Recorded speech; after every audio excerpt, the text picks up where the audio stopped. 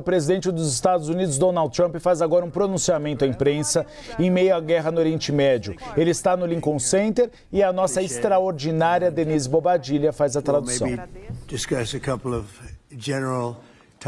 Vamos discutir algumas questões mais gerais. Essa é uma reunião da diretoria do Kennedy Center, mas eu quero antes tratar de outras coisas, aproveitando que a mídia é presente aqui. Bom, ela está sempre presente, infelizmente, constantemente. Eu vou, então, falar um pouco sobre o que está acontecendo no Oriente Médio. E se tivermos algumas questões, vocês podem perguntar e depois nós seguiremos para a nossa reunião de diretoria. Muito obrigado por estarem aqui. Nós temos um grupo fantástico de pessoas muitíssimo talentosas, patriotas nessa mesa. Nossa campanha militar poderosa para acabar com as ameaças do regime iraniano continua em força total. Continuaram nos últimos dias e eles literalmente acabaram. A Força Aérea acabou, a Marinha acabou, muitas embarcações foram afundadas, navios de guerra, a força antiaérea foi dizimada, o radar acabou, seus líderes não estão mais lá, então está tudo indo muito bem. Eles vinham sendo o terror por 47 anos. E agora o mundo, através dos Estados Unidos, com a ajuda de Israel, tem feito o que deveríamos ter feito muitos anos atrás. Desde o início do conflito, nós atingimos mais de 7.000 alvos no Irã. E eles têm sido, sobretudo, alvos militares e comerciais. Nós atingimos uma redução de 90% nos lançamentos de mísseis balísticos e 95% de redução nos ataques de drones. Os mísseis agora estão saindo em níveis muito baixos, porque eles não têm mais muitos mísseis disponíveis. Nós também atacamos as indústrias fabricantes dos mísseis e dos drones. Isso está acontecendo hoje, nós atingimos 3 delas hoje, e isso está sendo difícil para a fabricação. Mais de 100 navios ou embarcações iranianas foram afundadas ou destruídas na última semana e meia. Ataques adicionais continuam a ser lançados em todas as direções na última hora. Como vocês sabem, nós atacamos a ilha Karg e nós destruímos tudo, literalmente, exceto onde o petróleo passa pelos oleodutos. Nós deixamos os oleodutos. Nós demos um aviso de 5 minutos que eles seriam destruídos, com o propósito de que algum dia eles reconstruam o país. Acho que é a coisa certa a ser feita, mas que não pode ser dessa forma. Então, os oleodutos continuam ali, eles terão um tempo para reconstruir. Nós estamos destruindo de forma bastante agressiva a base industrial de defesa iraniana e a sua capacidade de reconstrução. A capacidade de drones agora está perto de zero e nós estamos arrasando também com a capacidade deles de ameaçar a marinha comercial no Estreito de Hormuz, com mais de 39 embarcações que colocam minas destruídas, até onde sabemos, eles não têm mais como fazer isso. Vai ser muito negativo para eles se eles conseguirem isso, vai ser um tipo de suicídio. Não temos a confirmação de que eles tenham colocado alguma mina, mas nós atingimos as 30 embarcações que faziam isso. Elas estão agora no fundo do mar. Nós encorajamos firmemente outras nações cujas economias dependem da nossa força, mais do que nós. Alguns países, aliás, eles têm menos de 1% do petróleo vindo do estreito. Outros têm bastante, outros têm. O Japão, por exemplo, 95%, a China 90%. Muitos países europeus recebem bastante, a Coreia do Sul 35%. Então, nós estamos cuidando agora da questão do Irã, mas porque um terrorista sozinho pode atirar, lançar um míssil ou algo pequeno, e eles têm um alcance muito curto, porque é uma área bastante apertada. Essa é uma das razões deles terem usado a economia como uma arma. E eles não poderão fazer isso por muito tempo. Muitos países já me disseram que estão a caminho, alguns estão bastante entusiasmados a respeito, e outros nós temos ajudado por muitos e muitos anos. Nós os protegemos de fontes externas terríveis, e eles não estavam tão entusiasmados. E o nível de empolgação, de entusiasmo importa, porque agora nós temos 45 mil soldados protegendo-os do perigo. E nós temos feito um ótimo trabalho. E eles perguntam se a gente tem como retirar as minas, eles preferem não se envolver, eles falam, eu prefiro não me envolver, enfim. Mas quando você não quer se envolver, eles falam, a gente prefere não se envolver. Eu acho que a imprensa de fake news e todos se lembram que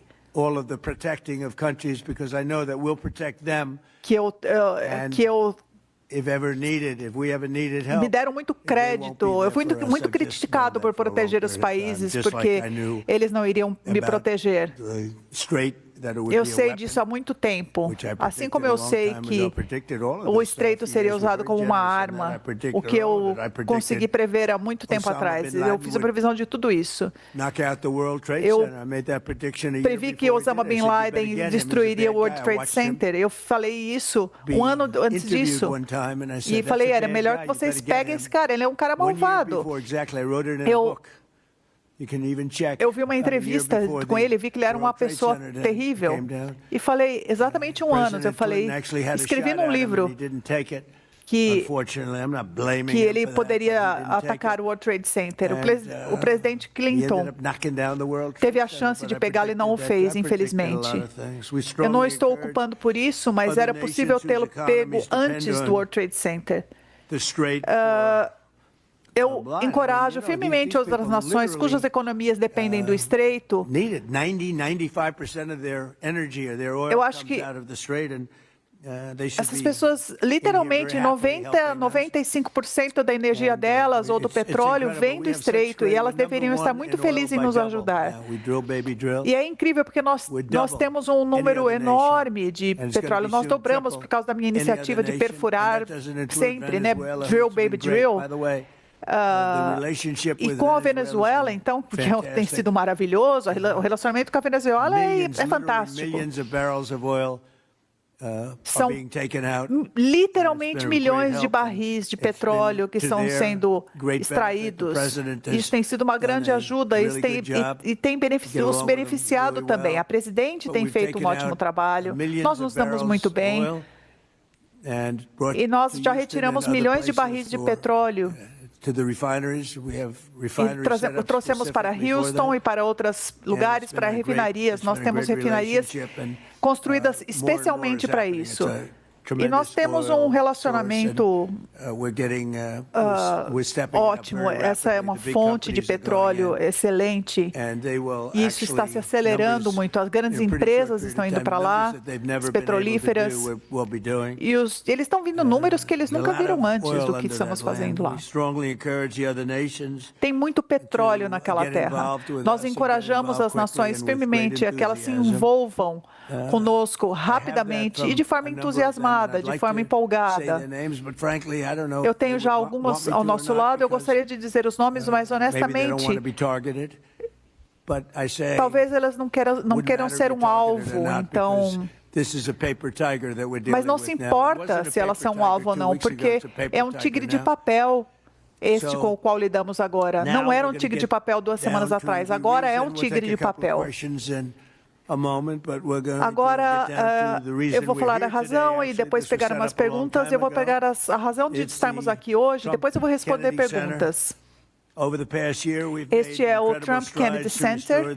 Ao longo do último ano, nós fizemos grandes avanços para restaurar o propósito e o prestígio dessa instituição venerada. Juntos, nós continuaremos a assegurar que ele continue sendo o maior centro de artes do seu tipo no mundo. E eu não sei se ele já atingiu esse estágio em algum momento, mas acho que nesse momento agora que nós iremos reconstruir, ele estava numa condição péssima. Em algumas partes estava um desastre o centro. Ele foi deixado para apodrecer. Fizeram um trabalho muito ruim, gastaram dinheiro em lugares errados, construíram teatros no subterrâneo que ninguém usa, pequenos teatros que custaram 300 milhões de dólares. Nós estamos, então, falando com algumas vezes na possibilidade de alugar esses teatros, porque ninguém está usando eles. Mas quando os completarmos, o esqueleto desse prédio será algo fantástico. Quero agradecer o Rick Grinnell, que é meu amigo há muito tempo. Ele foi embaixador na Alemanha. E não houve mulher mais feliz no mundo do que a Angela Merkel. Ela me agradeceu, ela me ligou para agradecer. Ela gostava de Rick, mas ninguém estava mais feliz do que ela, do que o embaixador da Alemanha. Ele não era embaixador típico, ele era o oposto disso. Ele fazia o que era melhor para os Estados Unidos e não para a Alemanha. E ele fez um trabalho tão bom que eu o coloquei como chefe da inteligência. É algo que ele não queria fazer, mas ele fez um ótimo trabalho. Ele encontrou vazamentos. Ele não encontrou quem é que vazava as informações, mas em determinadas áreas ele mandou todos embora. São problemas de longo prazo.